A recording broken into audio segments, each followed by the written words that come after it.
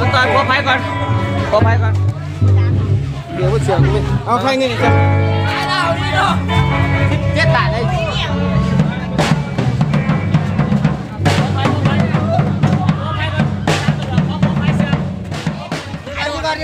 แห้งตัวกูออกแห้งตัวกูปากกระเพียวปากกระเพียวเสือมึงแห้งตัวกูหลอกตัวเอาเงินใส่ไหนมึงเนี่ยนะ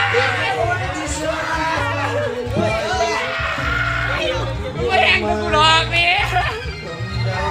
ไหนไปกุ้งกูไหนได้ดิ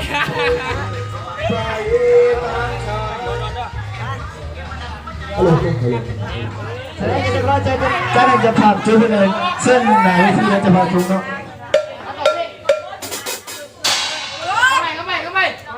เซนติจะมาแจ้งจะผักจุ๊บได้เส้นไหนไปที่เนาะ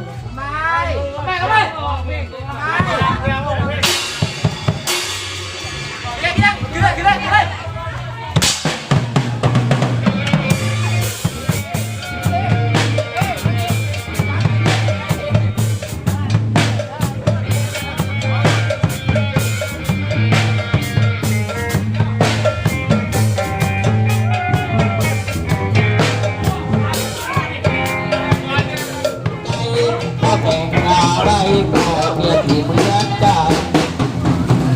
วันสองเราอยากดูไม่ว่าเสือมาสร้างหัวสาว